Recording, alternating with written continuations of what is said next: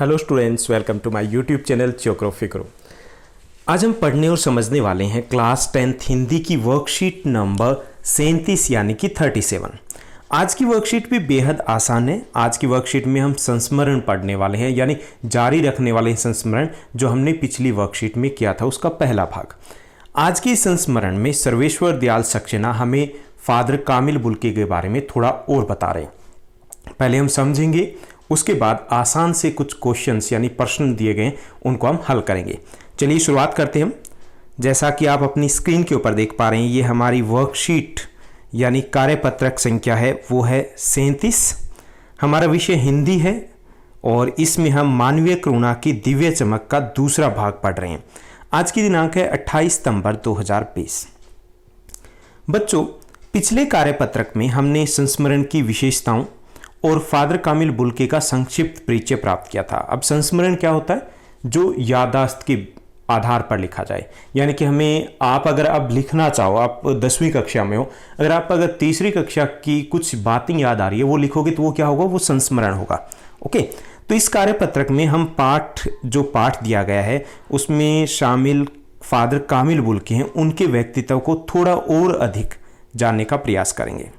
पाठ के लेखक और फादर के बीच में जो संबंध है उनको हम जानेंगे और स्वयं भी अन्य लोगों के साथ आत्मीय संबंध बनाने के लिए प्रेरित होंगे कि कैसे व्यक्तित्व होते हैं वो हमेशा याद किए जाते हैं, जो अच्छे व्यक्तित्व होते हैं।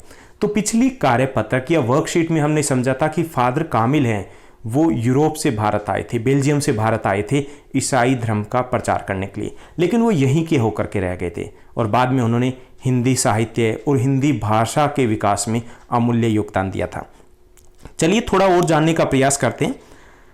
फादर को याद करना एक उदास शांत संगीत को सुनने का जैसा है। यहाँ पर हमें लेखक सर्वेश्वर दयाल सक्सेना वो हमें बता रहे हैं कि कैसे वो जुड़े हुए थे, लेकिन जब वो उनको याद करते हैं तो थोड़ी सी उदासी छा जाती है। तो उनको याद करना एक उदास शांत संगीत को सुनने जैसा है।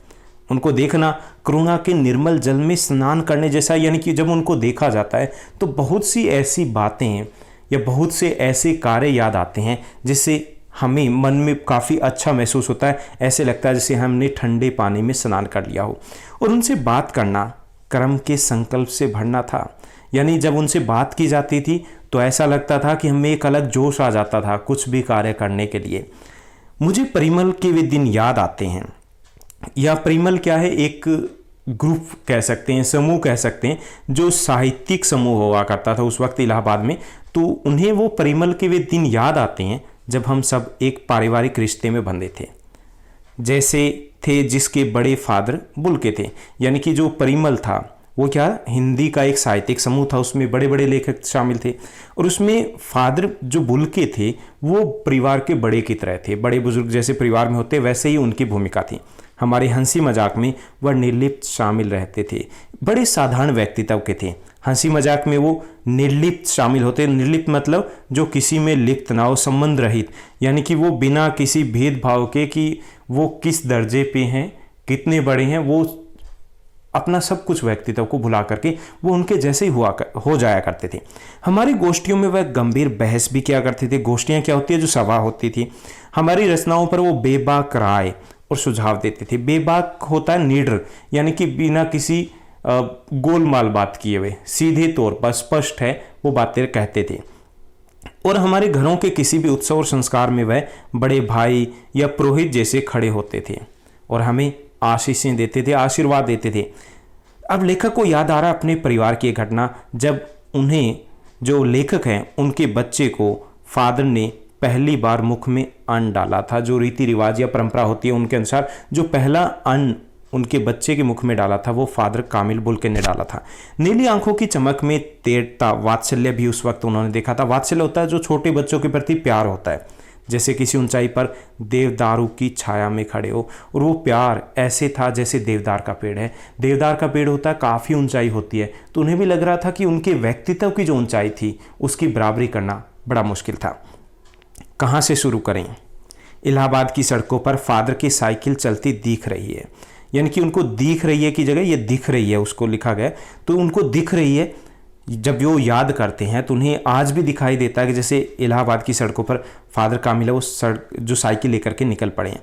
वह हमारे पास आकर उगती है, मुस्कुराते हुए उतरते हैं, देखिए देखिए मैंने उसे पढ़ लिया है।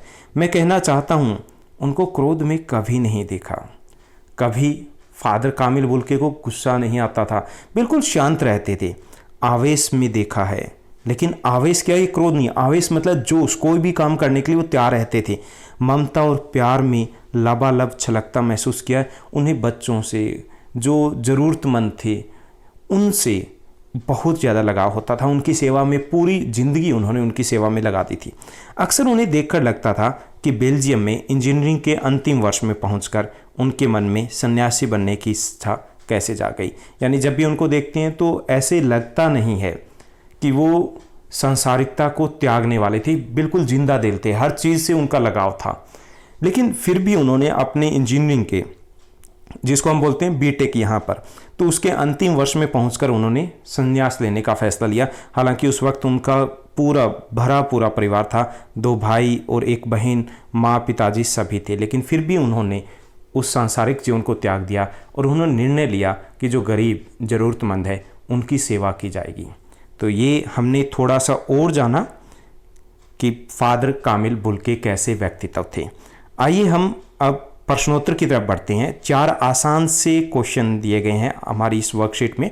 पहला जो क्वेश्चन दिया गया है, लेखक ने फादर को याद करने, देखने और बात करने को किन किन चीज़ों से जोड़ा है। लेखक के अनुसार फादर को याद करना उदास शांत संगीत सुनने जैसा था। उनको देखना करुणा के निर्मल जल में स्नान करने जैसा था। और उनसे बात करना कर्म के संकल्प भरना जैसा था। यानी कि उनको याद करते हुए एक अलग अनुभूति होती थी।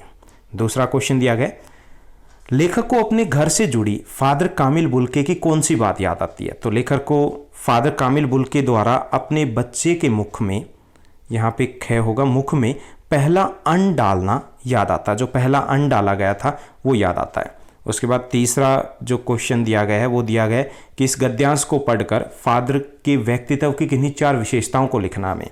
तो फादर बुल्के एक सरल स्वभाव के व्यक्तित्व थे, वह बेबाक थे, उनका स्वभाव बड़ा शांत था, हिंदी साहित्य की भी उनको अच्छी समझ थी। उसके बाद चौथा हमारा क्वेश्चन है, एक गतिविधि दी गई है कि आप भी अपने जीवन से जुड़ी किसी एक घटना या ऐसे व्यक्ति का वर्णन कीजिए जो आपको अभी तक याद हो। तो हमने आपकी तरफ से लिख दिया है कि मुझे मेरे एक शिक्षक बहुत अच्छे से याद हैं जो हमें 3री कक्षा में पढ़ाते थे। वह हम सब बच्चों को बातों बातों में बहुत कुछ सिखा जाते थे, पता ही नहीं चलता था। वो सभी बच्चों के घर भी आया करते थे। जब कोई बच्चा बीमारी के कारण स्कूल नहीं आता था तो उसे देखने उसके घर जाया करते थे। तब स्कूल हमारा दूसरा घर हुआ करता था। उनके पढ़ाने का ढंग निराला था। आज भी हमें जब भी समय मिलता है उनसे मिलना, बातें करना दिल को बड़ा सुकून देता है। तो ये मैंने अपनी तरफ से लिखा है। आपको अगर ऐसा कोई और संस्मरण याद आता है या कोई व्यक्तित्व आपको याद आता है तो आप उनके बारे में भी लिख सकते हो। तो ये थी हमारी आज की आसान सी वर्कशीट। उम्मीद करता हूँ आपकी पढ़ाई अब बहुत अच्छे से चली होगी। इस चैनल को लाइक शेयर सब्सक्राइब जरूर कीजिएगा और हाँ, एक छोटा सा कमेंट भी कीजिएगा। Thank you, bye bye, have a nice day.